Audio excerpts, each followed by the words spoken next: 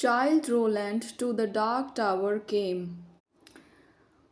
तो यह कविता child Roland to the dark tower came एक रहस्यमयी और प्रतीकात्मक कहानी कहती है। इसे मैं आपको हिंदी में बताती हूँ।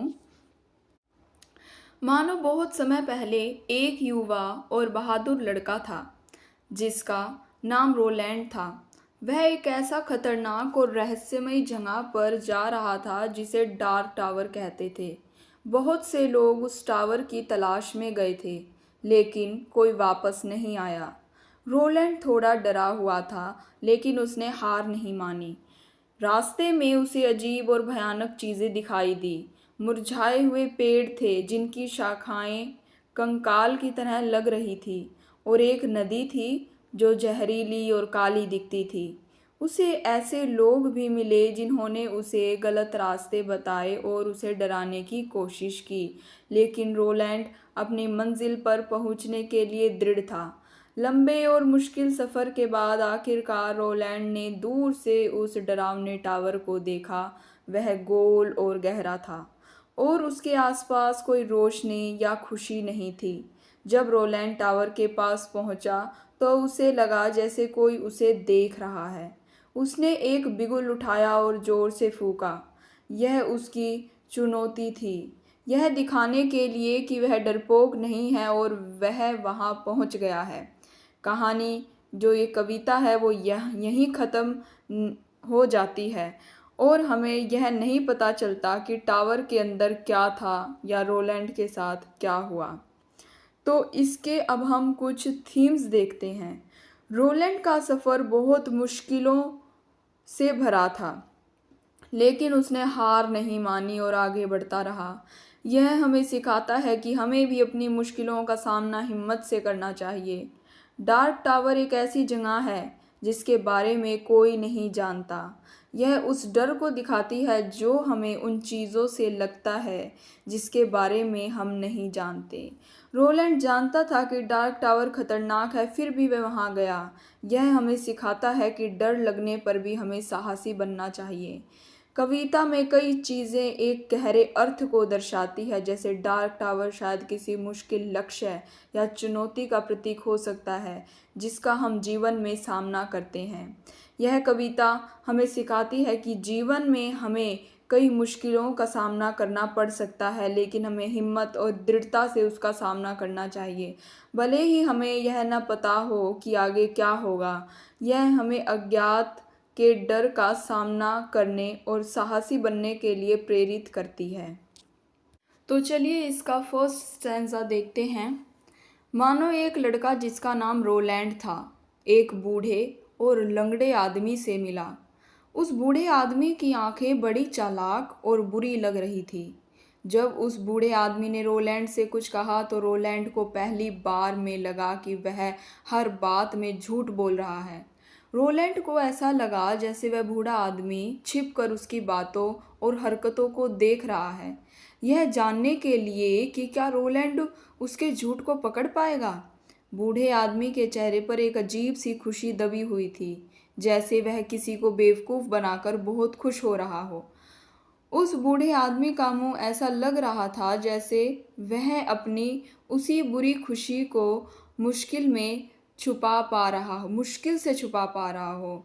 उसके होठ ऐसे भिंचे हुए थे और उन पर ऐसी रेखाएं पड़ रही थी जैसे वह किसी और को फंसाकर बहुत मज़े ले रहा हो। रोलैंड को ऐसा महसूस हुआ कि वह बूढ़ा आदमी झूठ बोलकर उसे अपना शिकार बनाना चाहता है, और उसे यह देखकर अंदर ही अंदर बहुत खुशी हो रही थी कि एक और व्यक्ति उसकी बातों में आ गया है।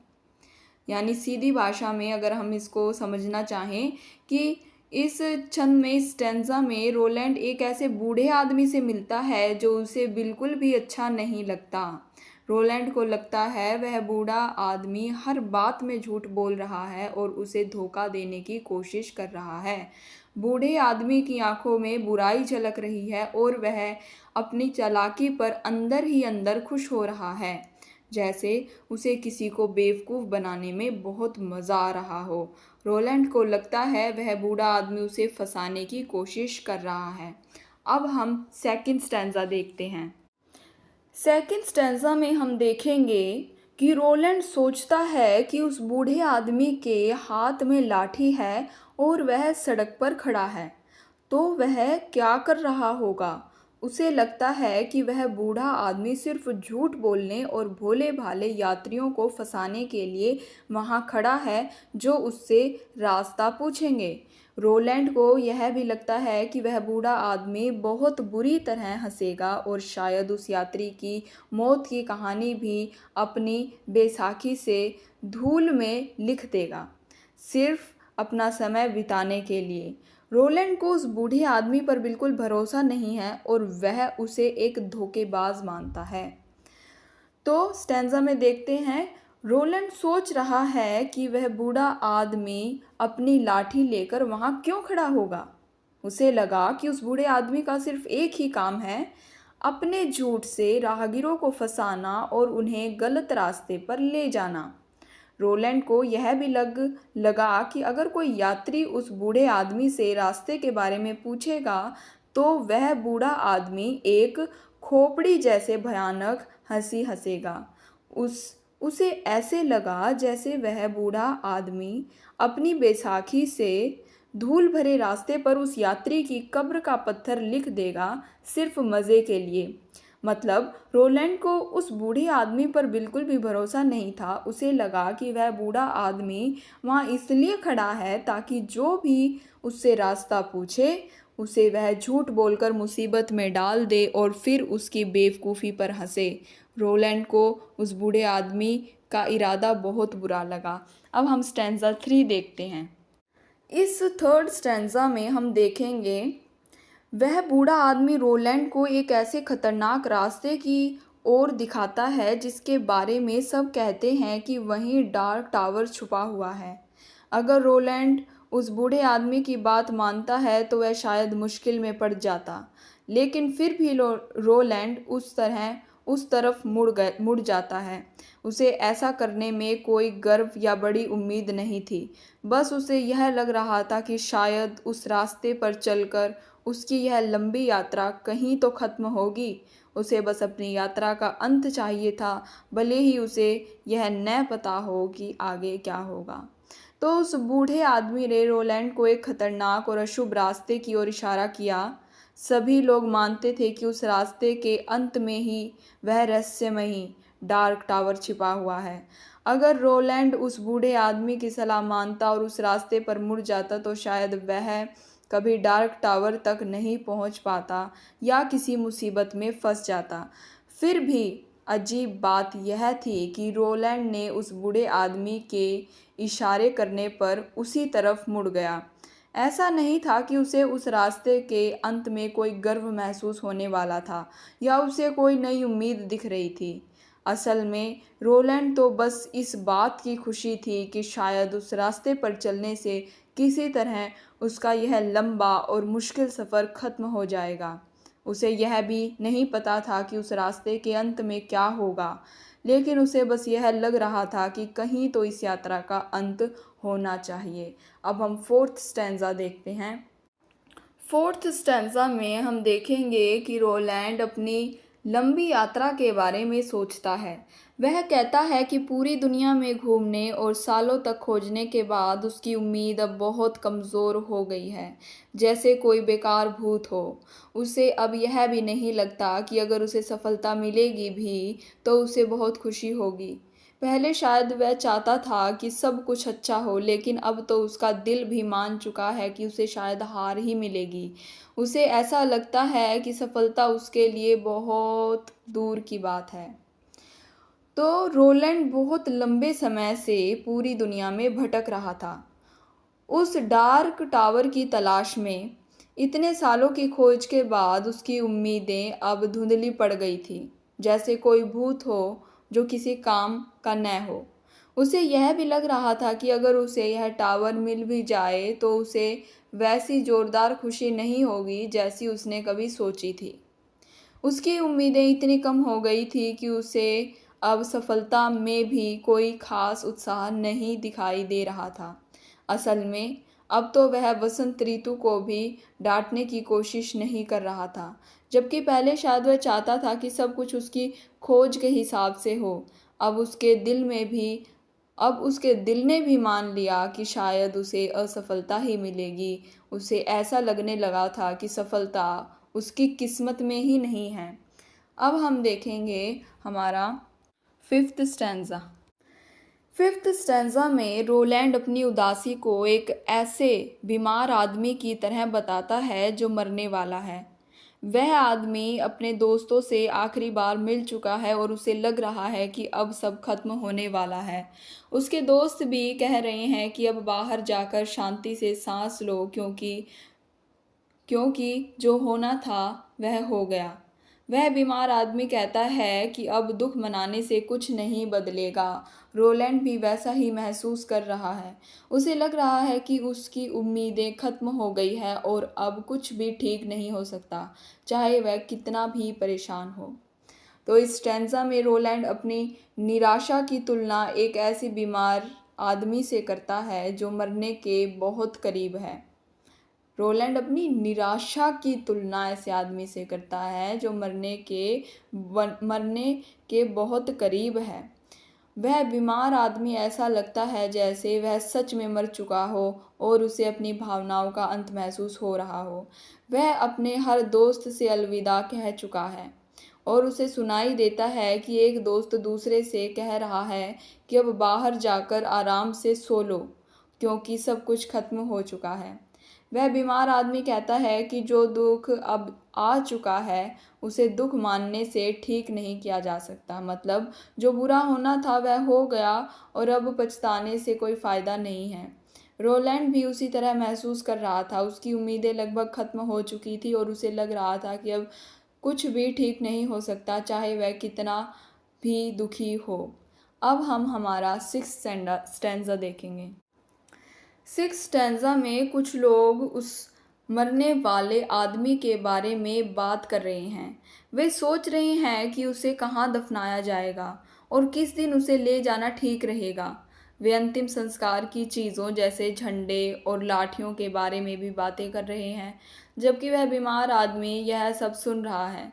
उसकी बस यही इच्छा है कि उसे जो प्यार और साथ मिला है वह उसे नीचा न दिखाए।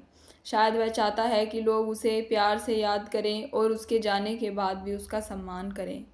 उसी बीमार आदमी के बारे में बात करते हुए कुछ लोग आपस में चर्चा कर रहे हैं कि क्या दूसरी कब्रों के पास इस आदमी के लिए भी जगह है और किस दिन उसके शरीर को ले जाना ठीक रहेगा। वे झंडे, स्कार्फों और लाठियों के बारे में भी चिंता कर रहे हैं, शायद अंतिम संस्कार की तैयारी कर रहे हैं। और वह बीमार आदमी यह सब सुन रहा है। उसकी बस एक ही इच्छा है कि वह उस कोमल प्यार और साथ को शर्मिंदा न करे जो उसे मिल रहा है। शायद वह चाहता है कि उसके जाने के बाद भी लोग उसे प्यार से याद रखें और उसके साथ बिताए पलों को सम्मान दें। अब हम सेवंथ स्टैंजा देखेंगे। सेवंथ स्टैंजा में रोलैंड कहता है कि उसने इस खोज में बहुत तकलीफ उठाई है। लोगों ने कई बार कहा कि वह हार जाएगा और उसे भी ऐसा लगने लगा था कि उसकी हार तो पक्की है। वह उन बहादुर लोगों के बारे में सोचता है जो पहले डार्क टावर को खोजने गए थे और असफल रहे। अब रोलैंड को यह डर लग रहा है कि क्या वह इस काम के लिए सही है, क्या वह इतना काबिल है कि वह हारने वालों में शामिल न हो। उसे अपनी योग्यता पर संदेह हो रहा है। तो रोलैंड अब अपनी लंबी खोज के बारे में सोच रहा है। उसे इस सफ़र में बहुत दुख झेले थे। उसने कई बार सुना था कि वह ज़रूर असफल होगा और उसे ऐसा महसूस होता था जैसे वह बहुत पत्थरों पर जैसे वह ऐसा महसूस करता था जैसे यह बात पत्थरों पर लिख दी गई हो। वह उन शूरवीरों के बारे में सोच रहा था जो पहले डार्क टावर की खोज में गए थे। उन सभी ने भी कोशिश की थी, लेकिन ऐसा लगता था कि उनकी किस्मत में सिर्फ असफलता ही लिखी थी। अब रोलैंड के मन में बस एक ही सवाल घूम रहा था, क्या वह इस मुश्किल काम के लिए काफ़ी लायक है? क्या वह उन सभी से अलग है जो पहले नाकाम हो चुके हैं? उसे अपनी क्षमता पर शक होने लगा था। अब हम स्टैंजा नंबर 8 देखेंगे।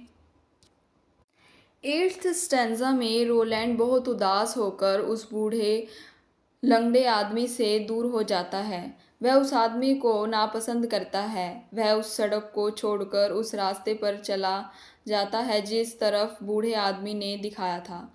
पूरा दिन बहुत बुरा और धुंधला था। जब शाम हो रही थी तो सूरज की एक लाल और डरावनी किरण निकली, जैसे वह किसी खोई हुई जगह को देख रही हो। इसका मतलब है कि रोलैंड निराश होकर उस रास्ते पर चला गया और उसे आगे कुछ भी अच्छा नहीं लग रहा था। रोलैंड निराश होकर उस बूढ़े और लंगड़े आदमी से मुड़ गया। वह उस आदमी को बिल्कुल पसंद नहीं करता था। वह उस रास्ते से हटकर उस पगडंडी पर चला गया जिस तरफ उस बूढ़े आदमी ने इशारा किया था। पूरा दिन बहुत उदासी भरा और धुंधला था। अब शाम हो रही थी और अंधेरा छा रहा था। फिर भी सूरज की एक आखिरी भयानक लाल किरण निकली, जैसे वह उस मैदान को देख रही हो जो भटक गया था।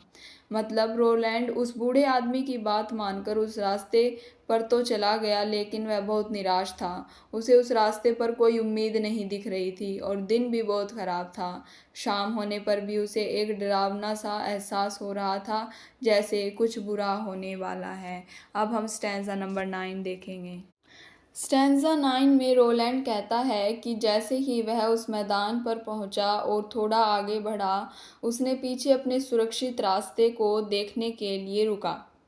लेकिन हैरान करने वाली बात यह थी कि वह रास्ता अब वहाँ नहीं था।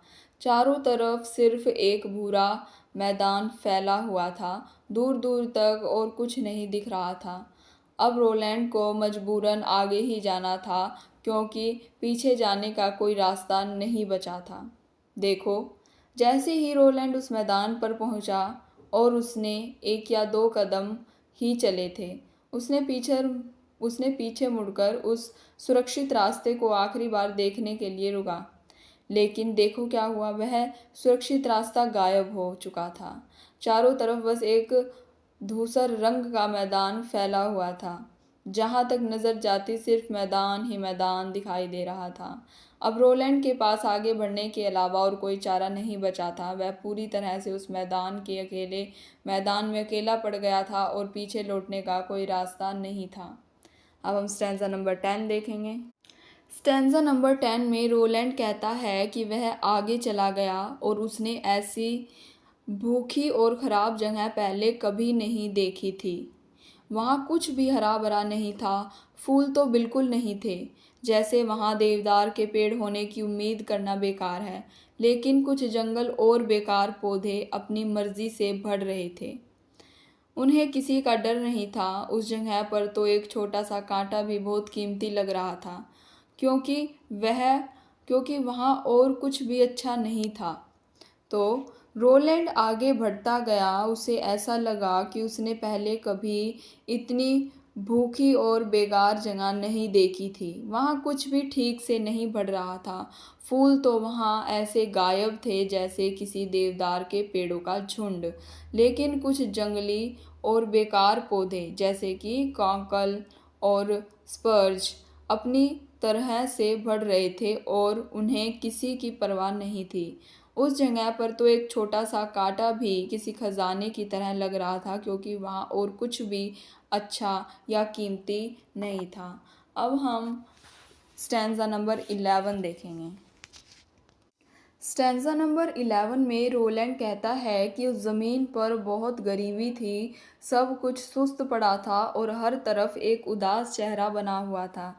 ऐसा लग रहा था जैसे गरीबी और उदासी उस ज़मीन का हिस्सा ही हो। प्रकृति भी गुस्से में कह रही थी कि चाहे देखो या आंखें बंद कर लो, उसके हालात नहीं बदलेंगे। प्रकृति को लग रहा था कि अब तो बस आखिरी न्याय की आग ही इस जगह को ठीक कर सकती है, जो इस मिट्टी को जलाकर उसमें कैद लोगों को आज़ाद कर देगी। इसका मतलब है कि वह जगह इतनी खराब थी कि उसे ठीक करने के लिए कुछ बहुत बड़ा और विनाशकारी होना ज़रूरी था। तो रोलैंड उस बंजर ज़मीन के बारे में बताता है कि वहाँ गरीबी, सुस्ती और एक अजीब सी उदासी छाई हुई थी। ऐसा लग रहा था जैसे ये बुरी चीज़ें उस ज़मीन का हिस्सा ही बन गई हों। प्रकृति भी नाराज़ होकर कह रही थी, देखो या अपनी आंखें बंद कर लो, इससे कोई फ़र्क नहीं पड़ता। मैं अपनी इस हालात को ठीक नहीं कर सकती। प्रकृति को ऐसा लग रहा था कि अब तो बस आखिरी न्याय ही आग की इस जगह को ठीक कर सकती है। वह आग इस ज़मीन की मिट्टी को जला देगी और उसमें फंसे हुए कैदियों को आज़ाद कर देगी। मतलब वह जगह इतनी ख़राब हो चुकी थी कि उसे ठीक करने के लिए कोई और तरीका नहीं था सिवाय किसी बड़े और विनाशकारी घटना के। अब हम स्टैंज़ा नंबर